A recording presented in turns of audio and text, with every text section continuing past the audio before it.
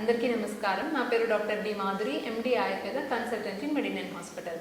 ఈరోజు మనం థైరాయిడ్ గురించి తెలుసుకుందాం.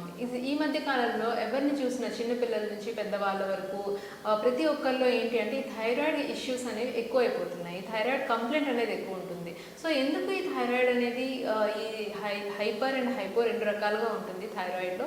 సో ఎందుకు ఈ థైరాయిడ్ ఇష్యూస్ వస్తున్నాయి అంటే మెయిన్గా వచ్చేసి ఇది హార్మోనల్ ఇంబ్యాలెన్స్, అట్లాగే మెటబాలిక్ డిజార్డర్ అనమాట. సో ఎప్పుడైతే ఈ థైరాయిడ్ గ్లాండ్ అనేది మనకి నెక్ దగ్గర బటర్ఫ్లై షేప్లో ఉంటుంది. సో ఇది ఏంటి అంటే మనకి థైరాయిడ్ హార్మోన్స్ అనేది రిలీజ్ చేస్తుంది.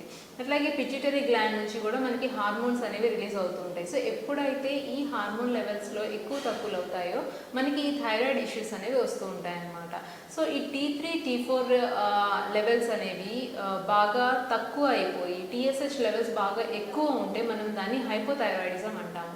అట్లాగే T3, T4 లెవెల్స్ బాగా ఎక్కువ అయిపోయి TSH లెవెల్ బాగా తగ్గిపోతే కనుక దీన్ని మనం హైపర్థైరాయిడిజం అంటూ ఉంటాం.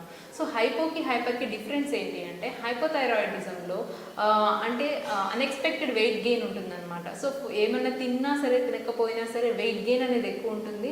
అట్లాగే బాగా నీరసంగా ఉండడము, అసలు ఆకలి వేయకపోవడము, ఏం తిన్నా సరిగా డైజెషన్ అవ్వకపోవడం, అంటే మందాగ్ని ఉంటుందన్నమాట. అంటే తీసుకున్న ఫుడ్ అనేది ఈజీగా డైజెషన్ అనేది అవ్వదు, చాలా బ్లోటింగ్ ఉంటుంది, అట్లాగే ఇరిటేషన్ ఉంటుంది.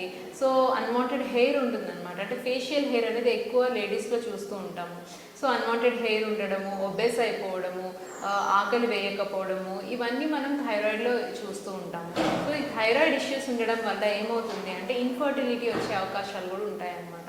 సో నెక్స్ట్ వచ్చేసి హైపర్ థైరాయిడిజంలో ఏమవుతుంది అంటే వెయిట్ అనేది లాస్ అవుతారు. అంటే సడన్గా వెయిట్ అనేది తగ్గిపోవడం చూస్తూ ఉంటారు. అట్లాగే ఆకలి బాగానే ఉంటుంది, అంటే విపరీతమైన ఆకలి ఉంటుంది, కానీ వాళ్ళ వెయిట్ చూస్తే మాత్రం చాలా లీన్గా ఉంటారు. అట్లాగే కొంచెం దూరం నడిచినా నీరసంగా ఉండడము, దేని మీద సరిగ్గా కాన్సన్ట్రేట్ చేయలేకపోవడము, ఇవన్నీ మనం హైపర్ థైరాయిడిజంలో చూస్తూ ఉంటాము.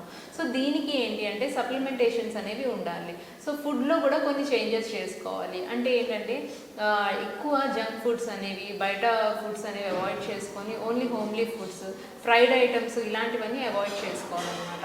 సో దీంతో పాటు మెడిసిన్స్ అనేవి ఇమీడియట్గా, అంటే ఇప్పుడు ఆయుర్వేదిక్లో ఇమీడియట్గా ఎవరికైనా థైరాయిడ్ ఉంది అని రీసెంట్గా డిటెక్ట్ అయిన వాళ్ళలో ఏంటంటే ఇమీడియట్గా మీరు ఆయుర్వేదిక్కి అప్రోచ్ అవ్వండి. ఎందుకంటే ఆయుర్వేదిక్ ట్రీట్మెంట్లో మీరు ఇనీషియల్గా డిటెక్ట్ అయిన థైరాయిడ్ కేసెస్లో మనకి చాలా త్వరగా రిజల్ట్ అనేది ఉంటుంది.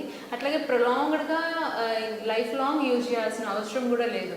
సో ఏంటి అంటే ఇమీడియట్గా మీకు డిటెక్ట్ అయిన వెంటనే ఆయుర్వేదిక్ హాస్పిటల్కి అప్రోచ్ అయ్యి మీరు ట్రీట్మెంట్ తీసుకుంటే కనుక దానికి సర్టెన్ టైం పీరియడ్ వరకు మెడిసిన్ వాడి తర్వాత దాన్ని డైట్తో మెయింటైన్ చేసుకోవచ్చు.